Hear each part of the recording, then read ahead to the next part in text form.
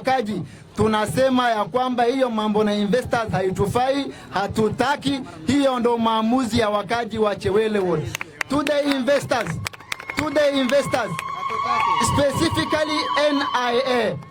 specifically NIA imekuwa kupe huku kwetu Chewele.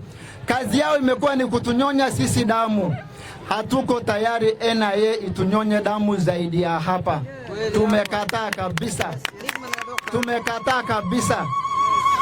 Watu wa NIA wakuame kwa ardhi yao. Ardhi ya NIA tunajua mipaka yake iko wapi, tunajua map imepitia wapi. Hii ardhi ni ya community land. Na wakaji wa hapa Chewele wote ndo wataamua juu ya hii issue ya ardhi. Nikimalizia kabisa, conclusion. Ardhi yenye NIA iko nao ni kubwa sana ambayo imepatia investors. Kuna Meti imepeana, kuna Komorjila imepeana, kuna Buladamaji imepeana. Hizo ardhi hakuna vitu zenye imepangwa. Mimi ni mkulima. Hii ardhi ya irrigation scheme hakuna mashamba zimepandwa.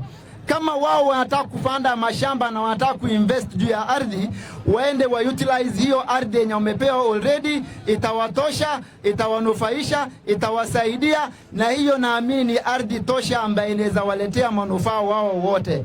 Lakini kunishangaza ni kwamba hii ardhi ambayo wana insist hapa Chewele Ward, hawa watu hawataki ardhi, hawataki kupanda mashamba, hawataki kuinvest anything, hawataki kusaidia community.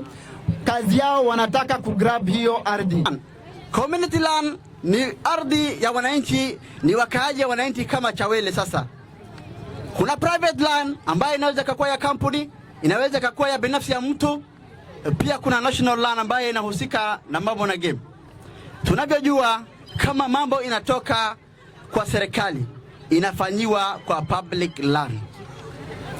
Na kama haitafanyiwa kwa public land, then hiyo ni propaganda, ni mambo na wizi, ni mambo na kuibiana, and we are not ready for that.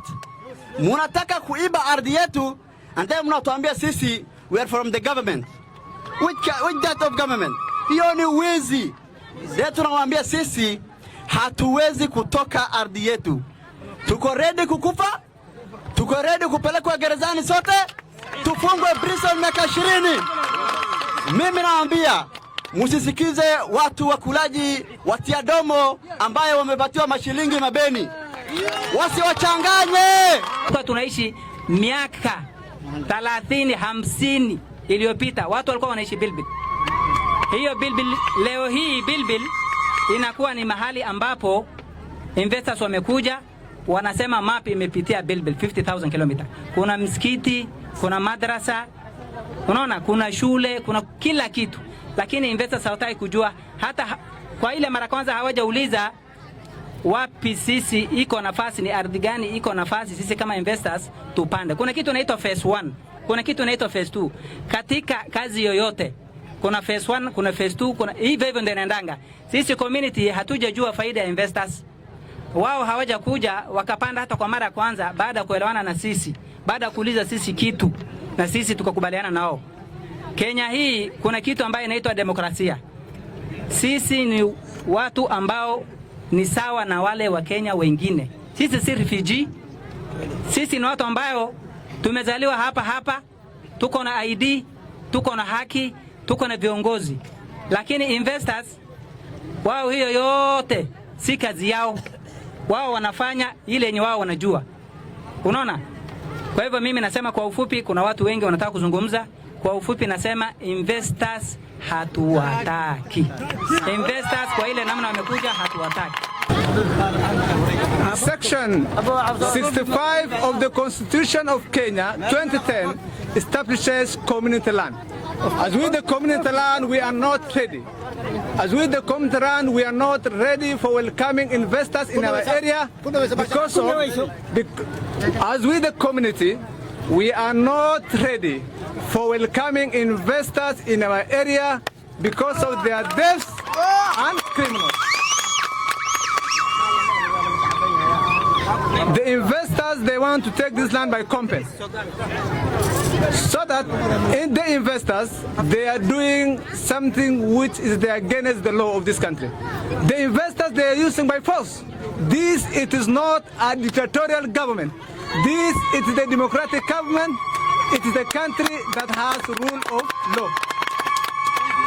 If the investors, they proceed like this to take the community land by force, the law, they will going to face the law. Our elected leaders and the humanitarian, we are requesting support from you.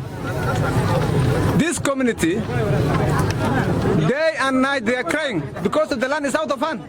So we are requesting the government to assist this community because the majority of us were the pastoralist community. Because our source of income is the pastors. So we are requesting the government of the Republic of Kenya to stand the community for this difficult situation that the community are experiencing.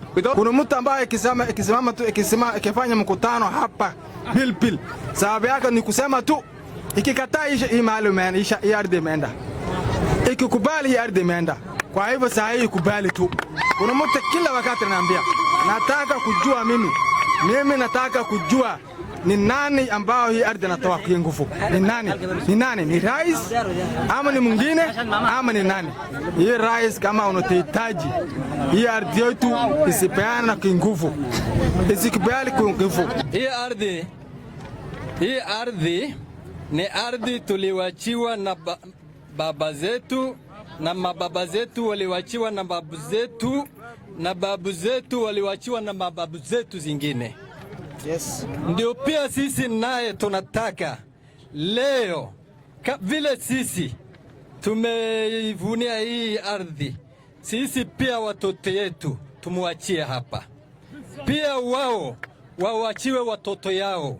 Leo tukimpatia mzungu, mtu wa biashara, afunge hii eneo, afungiwe, afanye mashamba, watoto wetu tumemwachia wapi? Sisi tunataka, hatutaki mambo ya investors. Hii ardhi ndio tumesomea watoto wetu, hii ardhi ndio tunalisha naye, tunasomesha watoto, madarasa, mashule, mauniversity, na hizo mfugo ndio tunalisha naye na hizo mashamba.